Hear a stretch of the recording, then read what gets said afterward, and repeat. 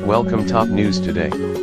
President Trump meets with state and local officials about infrastructure at the White House on Feb.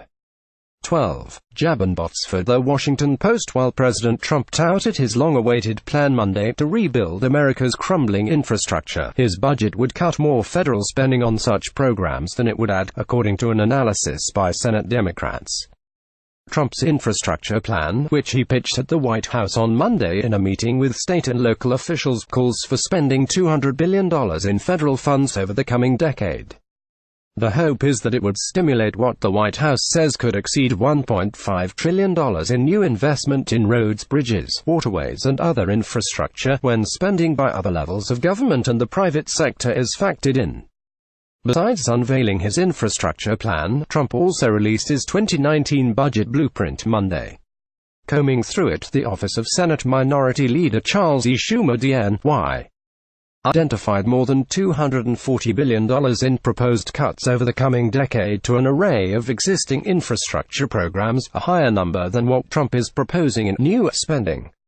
The White House did not immediately respond to a request for comment. The cuts identified by Schumer's office include a $122 billion reduction in outlays over the coming decade to the Highway Trust Fund, which pays for road projects and mass transit. Other proposed reductions would target an array of programs that fund rail, aviation, wastewater and subsidized housing. Of $200 billion in new federal spending that Trump is proposing over the coming decade, half would be used to create an incentives program to reward states and localities that invest more in infrastructure projects. The money would be doled out on a competitive basis, with awards that amount to as much as 20% of a project's cost. An additional $50 billion would be directed to rural infrastructure programs, distributed to governors through block grants. And $20 billion would be spent on transformative projects, such as plans to build tunnels for high-speed trains. The remaining $30 billion would be used to significantly expand loan programs, for private activity bonds and for a capital financing fund. In his remarks at the White House on Monday, Trump said his initiative would spur the biggest and boldest infrastructure investment in American history. His task in coming weeks will be to sell the plan to many skeptical members of both parties.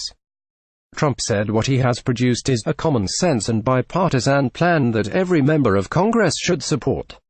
But he seemed to acknowledge the challenges ahead in lobbying lawmakers. If for any reason they don't want to support it, hey, that's going to be up to them. Trump said, "What was very important to me was the military. What was very important to me was the tax cuts. And what was very important to me was regulation. This is of great importance, but it's not nearly in that category.